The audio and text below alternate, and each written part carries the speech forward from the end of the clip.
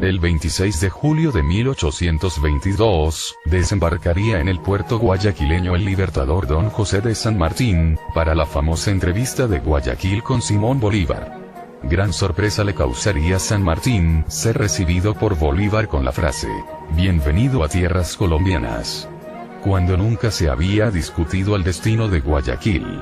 Pero lo cierto es, que nada podía hacer San Martín en ese momento, y al no reclamar nada, dejaba entender su consentimiento hacia la forzada anexión. La entrevista entre ambos líderes duró muy poco, y al día siguiente durante el banquete en su honor ofrecido por Bolívar, San Martín se levantó inesperadamente, y disculpándose procedió a retirarse y embarcarse de vuelta al Perú. Lamar retornó con él a Lima, ya que con Bolívar como amo y señor del control político y militar de Guayaquil, ya no tenía nada más que hacer ahí. La anexión oficial de la provincia de Guayaquil a Colombia por parte de Bolívar se daría 4 días después, el 31 de julio de 1822.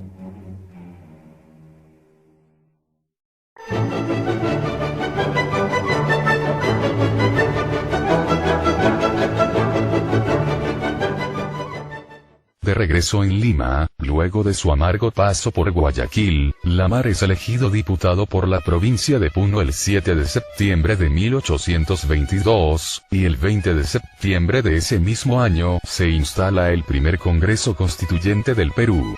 Ese día, en una solemne ceremonia ante el nuevo Congreso, el libertador Don José de San Martín pronunciaría unas breves palabras con las cuales se despedía del Perú, entregando el mando y retirándose de tierras peruanas al poco tiempo. El 21 de septiembre de 1822, se aprueba que el Congreso conserve el poder ejecutivo, el cual sería ejercido por una junta gubernativa. Ese mismo día se procedió a la votación para elegir a los miembros de dicha junta, en donde por mayoría de votos, Don José de Lamar saldría elegido como presidente de la Suprema Junta Gubernativa del Perú. El 28 de octubre de 1822, y sin perder tiempo alguno, Bolívar le escribe una larga carta a Lamar. Es necesario recordar que para Bolívar era vital llegar al Perú, y ejercer el poder absoluto, ya que de esta manera, podría hacer y deshacer a sus anchas, y concretar, entre otras cosas, la independencia definitiva del continente y sus proyectos expansionistas para la Gran Colombia. Es así como el principio de la carta, y a pesar de las cortesías, se puede leer como Bolívar le increpa a Lamar el no haber recibido noticias suyas, como si éstas fueran una obligación. Mi querido presidente y amigo, no he recibido carta de usted con el correo del Perú, y escribo a usted sin embargo, para no perder tiempo sobre lo que he podido concebir por las correspondencias que últimamente he recibido de Lima, venidas por Guayaquil. Estas correspondencias son de nuestros jefes y oficiales colombianos, y ninguna de usted. Era cierto. Lamar no había respondido a las cartas de Bolívar, y veía con mucho recelo sus constantes ofrecimientos de venir al Perú a ayudarlo, para acabar con las fuerzas de resistencia realistas, como se lee en la mencionada carta. Yo le llevaría 6.000 hombres para duplicar a las del enemigo. Usted sería en este caso, el salvador del Perú. Pero, razones tenía Lamar, quien había sido testigo de la usurpación de Guayaquil, para desconfiar de esta propuesta, y no ver que detrás de ella estaba disfrazada una invasión colombiana. No solo eso, Lamar sabía perfectamente que tras esas cartas muy amables y cordiales, se escondía un mensaje amenazador, como se puede leer en una carta escrita el 14 de octubre de 1822, en la que después de felicitarlo por su nombramiento como presidente de la Suprema Junta Gubernativa del Perú, Bolívar termina diciéndole: mucho siento indicar a usted de paso, que las imprentas de Lima no me tratan bien como la decencia parecía exigir. Yo espero, mi amigo, que usted impedirá este abuso que se está haciendo contra mí, para no verme obligado a mandar órdenes al general Paz del Castillo que me serán desagradables. Es necesario señalar que el general Paz del Castillo era el encargado de la división colombiana que arribó a Lima luego de la fracasada conferencia de Guayaquil entre Bolívar y San Martín. Esta división, escasa e insuficiente, fue lo poco que pudo conseguir San Martín como ayuda por parte de Bolívar. Pero volviendo a la carta, básicamente, lo que hace Bolívar es decirle a la mar que si no calla a la prensa peruana, que lo ataca por haberse apoderado de Guayaquil, ordenaría a esta división colombiana emplazada en Lima que se retire del país o que complote contra él. Como se puede ver, motivos no le faltaban a la mar para no contestar sus cartas, más aún cuando las amenazas eran también dirigidas directamente al Perú. Recordemos que Bolívar buscaba apoderarse de las provincias peruanas de Tumbes, Jaén, y Maynas, y sin importarle mucho que el gobierno de la mar aún estaba amenazado por las fuerzas realistas, continúa su carta del 14 de octubre de 1822, urgiéndole a la mar a resolver el problema de las fronteras con Colombia, o afrontar una guerra con ese país. Usted me permitirá que le indique que deseo infinito que el Congreso autorice al Poder Ejecutivo para que termine el negocio de límites con Colombia. Ahora que somos amigos de corazón, es bueno señalar nuestras jurisdicciones, a fin de impedir un abuso, una mala inteligencia, y quizás una guerra en el futuro. De más está decir que la mar no se dejó intimidar por esa carta, prefiriendo no dar importancia a la amenaza de guerra, que unos años después Bolívar cumpliría. Pero, conforme pasaba el tiempo, la impaciencia de Bolívar se hacía más evidente, sobre todo porque pensaba que con la retirada de San Martín, iba a tener el campo libre para poder entrar en el Perú sin ningún problema. Pero el hecho que la mar no lo buscara para pedir ayuda, y no le contestara sus cartas, o las contestara demasiado protocolarias, irritaban sus ánimos. Y esto queda demostrado en una carta que Bolívar le envía al que él había puesto como presidente interino de la Gran Colombia, Francisco de Paula Santander. Mucho tengo que hablar a usted y no sé por dónde empezar.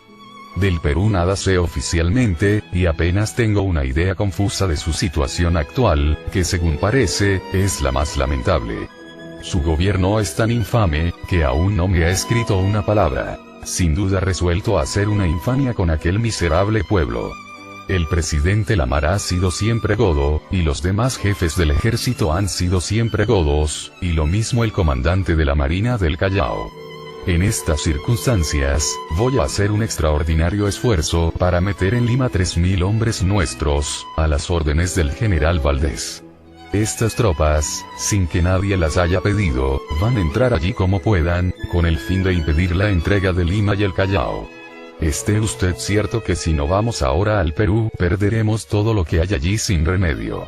Y yendo podemos aprovechar todos sus recursos. 300 leguas de terreno, 300.000 habitantes, una excelente plaza de armas como el Callao, y los prestigios de una capital como Lima. Es pues, realmente interesante leer las cartas de Bolívar, donde se pueden apreciar sus diferentes caras. En las cartas dirigidas a don José de la Mar, se mostraba muy cordial y atento, pero en las otras manifestaba su real impresión de él, tildándolo de godo, que era el modo despectivo con que se trataba a los españoles. De igual modo, se puede apreciar cómo se expresaba de la gente peruana, tachándolos de miserable pueblo, y hablando de hacer infamias en su contra. Por último, es bastante peculiar observar que Bolívar veía al Perú más que a una nación a liberar, como un botín del cual se le podía sacar provecho, como se lee claramente al final de la misiva. En otra carta a Santander, fechada el 14 de febrero de 1823, Bolívar le manifiesta lo siguiente. Yo me persuado que esta indiferencia, nace del miedo que nos tenían, pensando que los queríamos conquistar por lo que se había visto en Guayaquil. Los peruanos son muy graciosos. Nos tienen usurpadas 2 provincias. A Buenos Aires 4, y disputan a Chile, a Chiloé. Y después tienen miedo que los conquisten, porque siempre el ladrón tiene miedo de la justicia. En esta carta se puede leer muy claramente, cómo Bolívar era consciente de lo que había hecho con Guayaquil, y una vez más, se ve la forma tan ofensiva en que se refería a los peruanos, tildándolos ahora de ladrones. Queda claro que la mar tenía toda la razón, al querer evitar la presencia bolivariana en suelo peruano. El 6 de noviembre de 1822, la mar contraería matrimonio por poder con la guayaquileña Josefa Rocafuerte y Bejarano. Ella viajó inmediatamente desde Guayaquil a Lima, a donde arribó en enero de 1823. como presidente de la Junta Gubernativa, y siguiendo el plan que dejara San Martín, Lamar organiza la primera expedición de intermedios, que fue una campaña militar contra los realistas, que aún resistían en el sur peruano. Esta campaña fracasó, y el resultado repercutió en la Junta, y directamente en Lamar, a quien se le culpó por dicho fracaso. Es importante resaltar que la división colombiana, que arribó a Lima comandada por el general Paz del Castillo, y que había sido enviada por Bolívar supuestamente para ayudar a la causa de la independencia, se negó a participar, exigiendo un trato preferente, y el reemplazo de las bajas colombianas cualquiera fuese la causa. Esta división más que ayuda, se había convertido en un dolor de cabeza por sus constantes reclamos, y poco interés en ayudar la causa de la independencia, razón por la cual, Lamar, harto de sus quejas y demandas, decide expulsarlos y regresarlos de vuelta a la Gran Colombia en enero de 1823. Si bien es cierto, no se puede afirmar que el fracaso de la expedición de intermedios se debió a la negativa de la división colombiana de participar de esta, también es probable que el resultado de esta campaña hubiera podido ser mejor, si es que dicha división militar hubiera estado predispuesta a ayudar en vez de entorpecer las cosas. Lo curioso es, que por lo que se puede deducir de las cartas de Bolívar, la orden de que la división colombiana no participara de esta campaña, parece haber salido del mismo Bolívar, como se puede leer en este pasaje de una carta que le envía Santander. Las tropas de Colombia han tenido la dicha de quedarse en Lima. Todo esto me agrada infinito. Luego, por supuesto, tiempo después, en otra carta a Santander, se puede notar su enojo al enterarse que Lamar, harto de los continuos reclamos de Paz del Castillo, terminó devolviéndolo con sus tropas a Guayaquil. Por fin ha vuelto nuestra división del Perú sana y salva. Pero cargada de maldiciones de nuestros enemigos peruanos. Aquella gente no se entiende ni yo la entiendo. He llegado a pensar que es goda. Por estas y otras miserables negativas se ha venido Castillo. Lo cierto es, que había un descontento por el fracaso de la expedición de intermedios, y fue a causa de esto, que un grupo de oficiales del ejército se amotinó en la hacienda Balconcillo, y el 27 de febrero de 1823, detuvieron a Lamar en su domicilio, exigiendo al Congreso la disolución de la Junta Gubernativa, y la elección de José de la Riva Agüero, como presidente de la República. Puesto entre la espada y la pared, el Congreso terminaría cediendo ante esta petición. El motín de Balconcillo es considerado por muchos el primer golpe militar en la vida política del Perú. Derrocada la Junta Gubernativa presidida por Lamar, Riva Agüero acepta la oferta de Bolívar para enviar 6.000 soldados del ejército colombiano al Perú, los cuales arribarían a fines de abril de 1823, al mando del general Antonio José de Sucre. Irónicamente, el nuevo presidente Riva Agüero también fracasaría en la segunda expedición de intermedios, empeorando más la situación, cuando los del ejército realista avanzaron sus líneas, amenazando la capital y obligando a Riva Agüero a trasladar el Congreso y la sede del gobierno al Callao, y luego a Trujillo, empezando así, un enfrentamiento entre él y el Congreso. Todos estos acontecimientos permitirían que Antonio José de Sucre preparara y dejara el camino libre para la llegada de Bolívar al Perú. Respaldado por sus fieles batallones colombianos, Sucre logra presionar al Congreso para que destituyan de la presidencia a Riva Agüero, y lo nombren a él como jefe supremo de las fuerzas militares del Perú. Pero consciente de que su nombramiento podía generar críticas y suspicacias, y siguiendo al pie de la letra las instrucciones de Bolívar, Sucre delega algunos poderes a Torre Tagle, un aristócrata limeño débil y manejable, que ya había ejercido algunos cargos públicos, entre ellos el de Supremo Delegado del Perú, durante el protectorado de Don José de San Martín. Para darle más resonancia a la figura de Torre Tagle, el Congreso lo nombró presidente el 19 de agosto de 1823, aunque en realidad, era Sucre quien gobernaba interinamente.